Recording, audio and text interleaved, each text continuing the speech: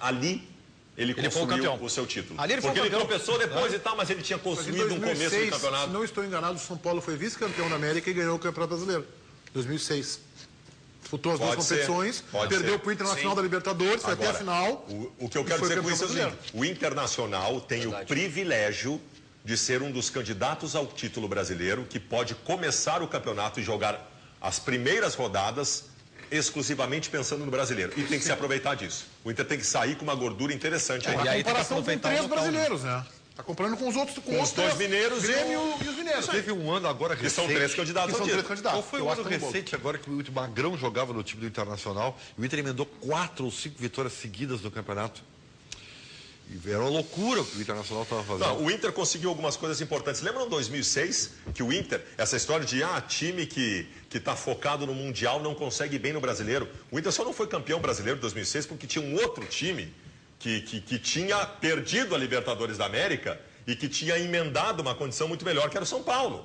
Porque senão o Inter teria sido também campeão brasileiro, porque o Inter foi segundo colocado com uma baita campanha em 2006. Pois é, então os dois chegaram na final da Libertadores, foram campeão e vice, em ordem invertida, no Campeonato Brasileiro.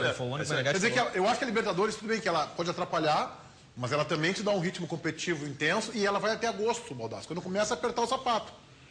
Aí termina, aí começa a apertar o sapato brasileiro, dá para focar exclusivamente nessa competição. É claro que pro campeão da Libertadores, tomara que seja dificilmente brasileiro, aí... Dificilmente foca, não tem... Quem ganha a Libertadores dificilmente vai focar no brasileiro. Não adianta. Como o Baldassi disse que o Grêmio já está de olho no adversário da Champions, né? Só não precisa fazer o que o Inter fez em 2010, né? Que abandonou o Campeonato Brasileiro e não conseguiu se preparar e foi lá e perdeu para 1-0. Não, aliás, o Internacional conseguiu ser em 2010 o que o Barcelona foi em 2006.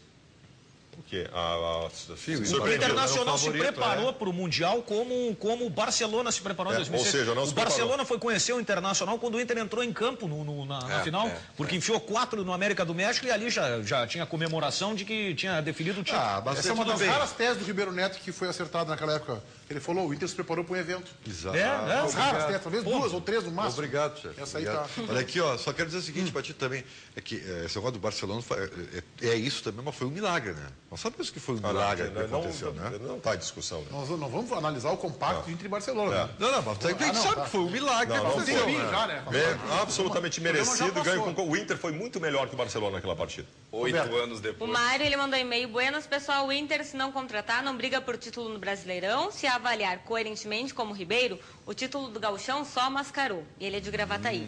O Antônio Fernando Baldassi, você sempre criticou o conceito de time do Abel Braga e mordeu a língua. E ele é de Porto Alegre. Eu continuo falando que eu tenho... Vou repetir.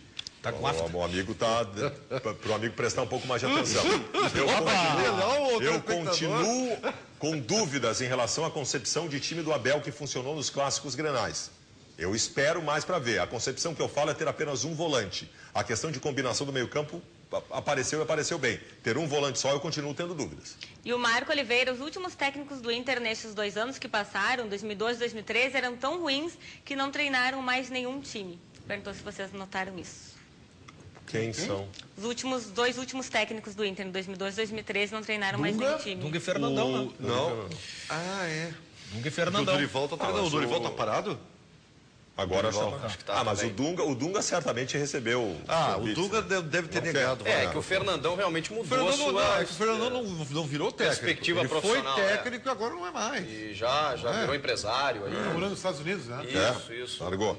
Virou empresário. Tá trabalhando em outro ramo de negócio. Muito bem. Olha só, o goleiro Marcelo Groy fala sobre, afinal de contas, qual é o verdadeiro Grêmio? Aquele que conquistou a 2ª melhor colocação na Libertadores ou este que acaba de levar 6-2 em 2 clássicos grenais? Olha, isso nós veremos domingo, né? Mas eu acho que a gente está no caminho certo, né? Apesar desses 2 tombos que a gente teve, né? Que foram bem duros, bem difíceis, né? Para o nosso maior rival. Mas eu acho que a nossa campanha na Libertadores não foi à toa, né?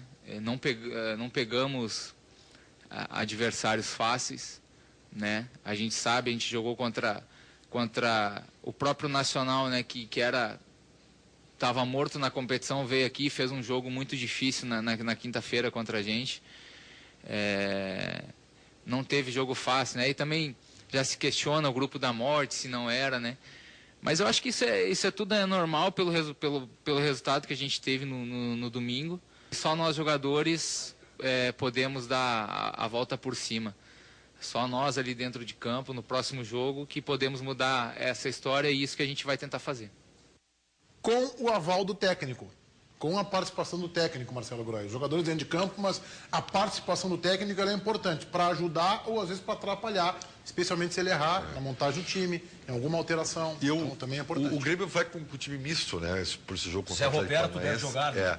E eu acho que até, não é nem pela questão da logística, que o Grêmio tem uma dificuldade enorme para voltar de Florianópolis, né? Páscoa e tal, é difícil mesmo. Mas eu acho assim, ó, já que tem um jogo decisivo na outra quarta, não seria de bom tom botar o time titular agora para estrear no Brasileiro? Vai que toma uma chapuletada, porque está ainda meio zonzo, né? Mas esse time misto do Grêmio, que tipo de misto é? É um misto quente? É um misto porque gelado? o Grêmio viaja já na segunda-feira para a Argentina. Eu não acho que o Anderson vai poupar tantos jogadores. Acho que ele vai daqui a pouco ver algum outro jogador que está mais desgastado, colocar o Zé Roberto como teste. Só que eu lamento que assim, o brasileiro está começando, e eu sei que o Grêmio tem uma prioridade que é a Libertadores, mas a primeira rodada vale a mesma coisa do que a última, né? E você entrar de sangue doce no Campeonato Brasileiro, jogo contra o Atlético Paranaense domingo, vamos testar, vamos poupar e tal, depois não recupera mais. Eu acho que, mas Chico... Aí o Grêmio não pode estar abrindo mão do Campeonato Brasileiro. Eu acho que todo cuidado eu vou entender o que o Anderson Moreira está fazendo, tá? O jogo mais importante, evidente, que é óbvio que é mais importante, que eu estou dizendo é uma obviedade. O São Lourenço, ok. Mas o Grêmio tem que entrar com outro espírito no primeiro jogo. Porque o Grêmio pode se complicar no primeiro e não reverter no segundo. Mas aí que tá, gente. Então tem que se preservar. Esse jogo do brasileiro, ele pode devolver um ânimo aos jogadores. Não devolve ânimo nenhum. Esse jogo não interessa. Eu discordo do que disse. Não interessa. Vale 3 pontos no Campeonato Brasileiro. O Chico está querendo desmobilizar o time do Grêmio. O Chico está olhando para a tabela assim, ó. O Chico está vendo a tabela assim, ó. Que o primeiro jogo vale igual ao último. E no meio tem 2 jogos complicadíssimos pro Grêmio. São os 2 regionais, são 2 times de terror pro Grêmio. Se tu emenda um começo de Campeonato Brasileiro ruim, tu perde a condição do título. Acabou. Então, claro que vale muito esse jogo contra o Atlético Paranaense. Mas eu entendo o que o Grêmio está fazendo, por conta da logística. A minha preocupação contra o São Lourenço é a seguinte: Libertadores da América, isso me lembra o Inter na Sul-Americana, Daniel, com o Boca. Exatamente. Lá atrás, 2004, 2005. Um apagão na Libertadores da América é a morte na competição. Claro. Então, o que aconteceu no Grenal, aquele apagão do início do segundo tempo, claro, com motivos. Contra o São Lourenço na Argentina, acabou a Libertadores para o Grêmio. E como o Grêmio vem de um abatimento, eu espero que o Grêmio tenha se reagrupado para evitar que isso aconteça. Eu tenho muito medo disso contra o São Lourenço lá. Isso é algo que eu questiono e eu gostaria, assim, se pudesse ser uma mosca para entrar no vestiário do Grêmio e ver de que forma o Anderson Moreira vem buscando a remobilização do Grêmio. Mas eu acho que não é só o Anderson Moreira. Esse discurso do Marcelo Groy não traduz o momento mas do Grêmio. Mas é que o Marcelo Groy não é o cara epidérmico. Mas só um pouquinho, Ribeiro. Eu concordo, eu entendo que está numa coletiva, eu não estou criticando o jogador, mas eu espero que não seja a verdade o pensamento do Grêmio. Responder que o verdadeiro Grêmio é o domingo, o que pode ser o Grêmio do domingo, eu acho que é muito pouco. Não, domingo não interessa. O verdadeiro time do Grêmio tem que ser respondido na quarta-feira. É isso aí, eu concordo. Que é o jogo de caráter decisivo. E pelo que eu ouvi de alguns discursos, eu ainda tenho uma interrogação. Não sei se o Grêmio realmente aprendeu com as derrotas Continuo achando nos 2 jogos. Que o Grêmio passa pelo São Lourenço. Continuo achando. Eu acho que o Grêmio não vai ter grandes dificuldades. Não estou dizendo que vai ganhar os 2 jogos, mas acho que passa, empata primeiro e ganha aqui. E aí sim, o resultado de ontem, ele aparentemente é favorável. Não, eu acho que o Cruzeiro continua favorito. Eu não estou preocupado tanto com o resultado do Cruzeiro, tá? Não é? Eu acho que o Cruzeiro, o problema dele não é o resultado. É que o time não é tão ruim quanto se imaginava. Eu também achei. Ou o Tiquiarce, ou o Cerro Porteiro não é tão ruim, ou o Cruzeiro não é tão bom, Meneghete. Não, o Cruzeiro a gente viu, né? A gente conhece, né? Que fez uma campanha, a primeira fase, pífia, né? Não, a gente tem que levar em consideração que o Cruzeiro ontem ele cresceu no final. Cresceu no final, ele fez uma partida boa contra o Laú, cara. Mas falcado, o Cruzeiro não teve o Newton, o Cruzeiro não teve o Dagoberto E agora me fugiu o terceiro jogador. E mesmo assim, o Marcelo Moreno não figurou nem entre os reservas. E mesmo assim, o Moreno não figurou nem entre os reservas. O Marcelo Moreno jogou muito Marlone, aquele jovem que veio do Vasco. Entrou Borges no jogo ontem. Entrou Borges. Não, é um bom time, a gente sabe que é um bom time. O Cerro Porteño é que me surpreende porque a referência técnica é o Julio de los Santos, né? O Julio dos Santos. É um dos jogadores mais lentos da história do futebol. E que já tem 30 anos só, né? Ele jogou, eu lembro que no dia 20 já era lento. Sem preconceito, tá? Vem fazendo uma boa Libertadores. Tá jogando bem, tá jogando muito bem. O Júlio do time ou do jogador? O que pode estar acontecendo com o Cruzeiro é a velha fadiga dos metais, aquela, né? Rápido, né? Pois é. Foi campeão brasileiro agora. Também acho. Mas o Fluminense foi campeão, ele foi rebaixado quase. Não, mas o Cruzeiro foi campeão estadual. Mas o Cruzeiro foi campeão estadual, cima do Galo. Dois empates, né? 0-0. 0-0. Mas são dois bons times, né? Mas o Cruzeiro foi campeão, diferente do Fluminense, o Cruzeiro foi campeão brasileiro jogando demais. Jogando demais, com um time organizado. Por isso que me chama a atenção, porque não mudou nada na estrutura do time, né? Mas aí é que mora o perigo, porque esse é um time que quando engrenar, tu sabe que vai fazer boa campanha. Sim. Tem e outra coisa. Só que eu acho que o tropeço de ontem pode ter sido a morte. Não, mas aí que pode tá. ter sido. Tem a circunstância do jogo. Eu vi o jogo ontem, tem a circunstância do jogo. O Cruzeiro foi avassalador no segundo tempo, perdeu inúmeras chances, o que também faz parte do futebol. Esse time marca mas bem, jogou bem. Eu achei o time do Cerro muito bem organizado. E teve a bola do jogo no começo do segundo tempo. No começo do segundo tempo teve a chance de matar o jogo. Isso aí. Roberta. O Emerson Pereira da Silva pelo Facebook. Libertadores agora é outra. Se jogar esperando, não agredir mais em casa, vai ficar difícil. Agora é mata-mata, igual o final de Gauchão. Tem que jogar mais. Ele é de São Jerônimo. O Cristiano Tchepo. Apesar dos resultados na Libertadores serem melhores, as atuações não são tão boas. No Gauchão, nem os resultados e nem as atuações convenceram. A perspectiva do Grêmio não é das melhores. Muito bem. Diga lá, Fabiano Baldasso. Meneghetti, recado importante aqui no programa. Tem torcedor que faz todo tipo de promessa quando vê o time ganhar. Mas esse ano, Rexona mudou um pouquinho as coisas e trouxe mais emoção para os boleiros de plantão. Torcedor que é torcedor mesmo, faz para o time ganhar. E não ser o time ganhar. Percebeu a diferença, né? Cumprir a promessa vem antes do resultado esperado para mostrar que você realmente acredita. Dá uma olhadinha nesse VT aqui. Olha quem pode estar vendo a sua promessa. Obrigado, João. Obrigado, Eduardo. Obrigado, Lucas.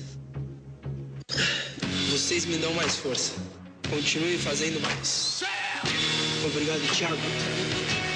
Obrigado, Davi.